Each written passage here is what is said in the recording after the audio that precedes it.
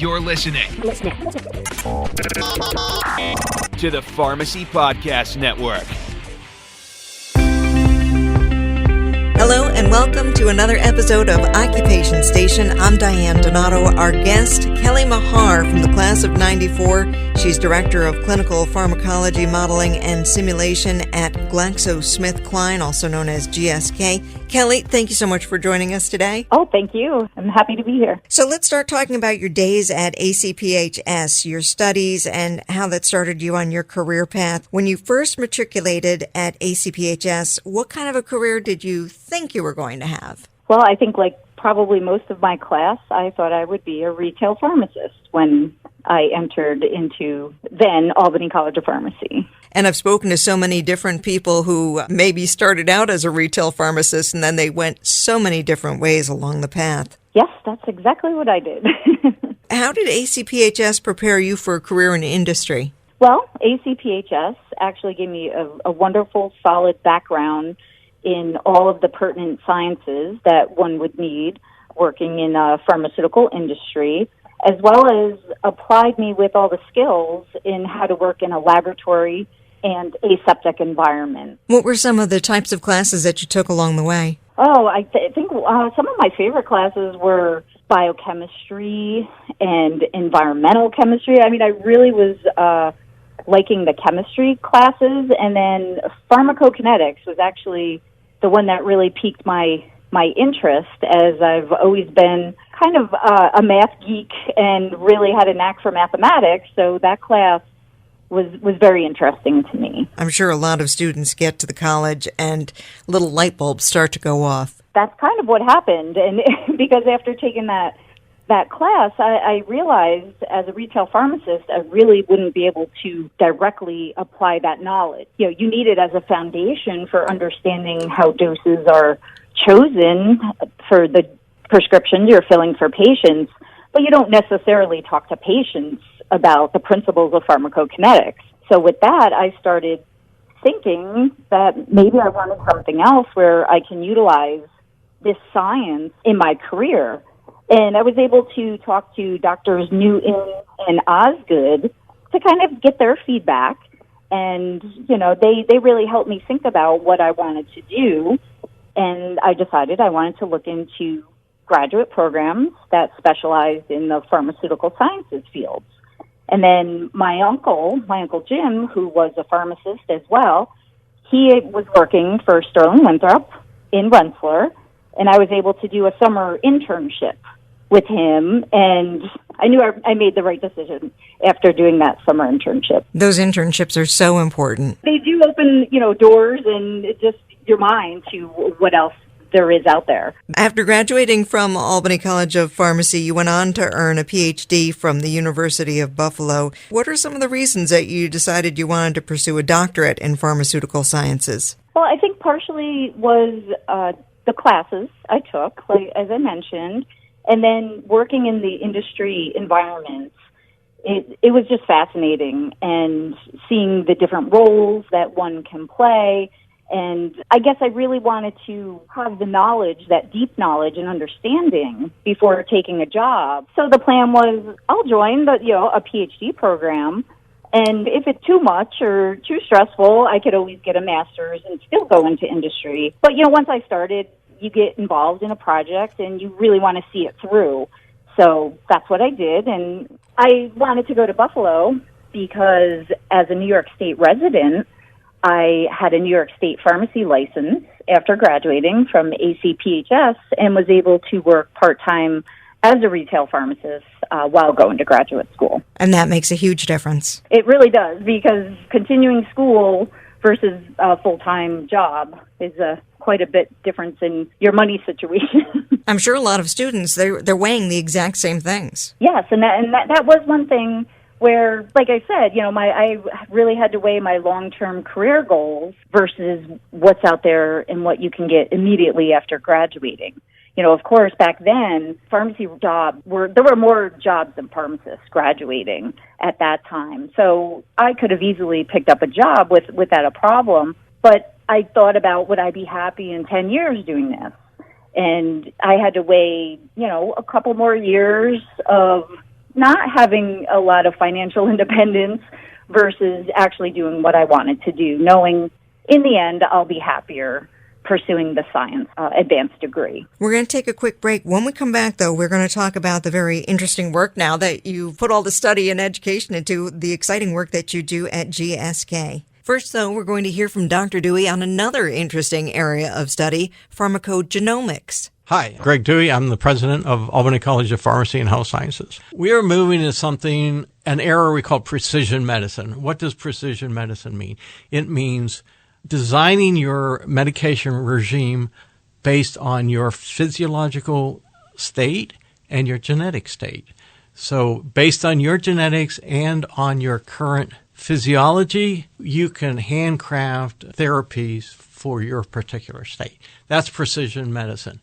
That's a dream, but it's a dream that is close to being realized. And who's going to realize that dream? It's the pharmacist, because they have the knowledge, that quantitative knowledge. They have knowledge of the use of medication and how to best craft those dosages for your specific case. So there's a lot going on. There's a lot of advances in science that are pushing the frontier. Whole new fields are coming out. We got this field called pharmacogenomics. Pharmacogenomics is the right drug for your genetic makeup. And that's a great area for pharmacists. Pharmacy is the central science, and we have to grow out from that.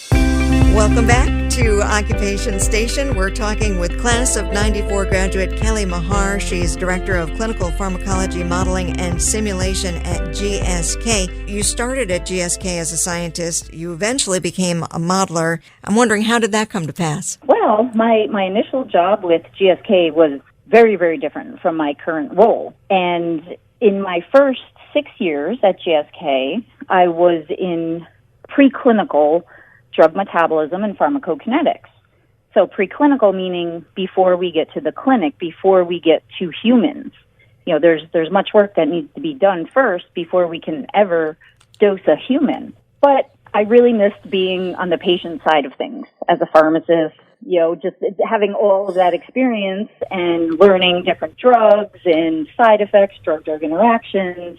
I was really keen on getting back into working with patient data. So I ended up interviewing for a role that came about with my background and was able to transfer into the clinical pharmacology modeling and simulation role. So as I already had experience with modeling of animal data, it's the same principles. It's just using data from, you know, different sources. I already had a knowledge base for the modeling aspect, but I did need to learn different software, and I also needed to learn population statistics, because the animal studies that are done, the animals are very homogeneous, very similar, so there's not a lot of differences.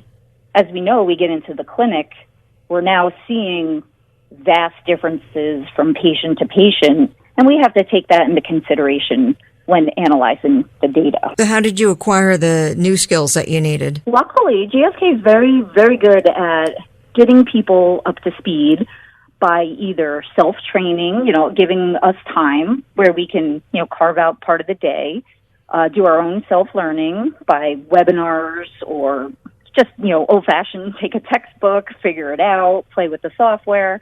And also they did help fund trips to take trainings. And at University of Buffalo, they offer a training in the specific software that I had to learn. So I was able to go back and visit some of my friends from Buffalo for a week to help get me up to speed. Now, you've been with GlaxoSmithKline for 20 years, over 20 years, which is very impressive, and congratulations on that. What do you think are some of the most important lessons that you've learned throughout your career at that company? Oh, thank you. Thank you for the congratulations. Yes, it's kind of rare these days. A lot of people do jump around from company to company, but I've been treated very well by GSK and enjoy my time there.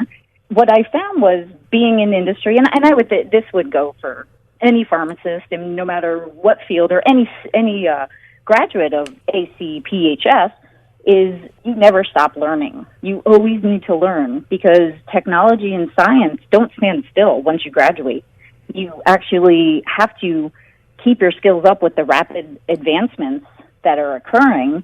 And as I mentioned, GSK is great at providing training opportunities and allowing for us to take time and seek what the skills we think we need for our project, our role, and be able to take the time to learn the new skills, to be able to not only advance our knowledge, we can advance our career, and in the end, it does help GSK as well. You obviously sound like a very active and self-directed learner. If you looked back at your time at ACPHS, and if you could change anything about that time of education and training, what would you change? So one thing I was thinking I probably might have done differently is, rather than working a part-time job in retail while I was doing my undergraduate studies, is maybe if I took a laboratory assistant job with one of the professors, that would have just put me in a happier place, I think, than, learning different science skills, learning different experiments. I think that might have been the one thing, learning early on and that would also have helped solidify the decision. Like, do I like doing these things? If someone has a thought of, maybe I want to try this, well, you should try it, because you can go down a path that's quite long and then decide, oh, I really don't like this. So I think if I had joined a lab during the school year, being a lab assistant, I probably would have had a great time doing that. So current students, take note. Is there anything else you would give as advice to current ACPHS students? Yeah, I think along those same lines, keep an open mind. Pharmacy school there are several required science courses that you have to take. It's one of the disciplines where you touch almost every single area of science. So if there's something that really intrigues you that you didn't realize would, or think you would be going in that direction, take that opportunity and look further into it and see what kind of career choices you may have with that specific field. I mean, what I do, it's a very specialized part of the pharmaceutical industry, and I probably know more than half of the scientists that do what I do in all the companies combined. You meet each other at conferences again and again, year after year. As we always say, it's a very small world. So there may be something out there that really fits that niche of something you really enjoy doing that might not be what you set out to do. It's probably very important also then to meet a lot of other people and talk to them about where their careers have taken them. Yes, I think, myself, thinking that I was going to be a pharmacist, a retail pharmacist, just not knowing all of the opportunities that do exist. And I think, ACPHS has contacts in so many different aspects with the alumni.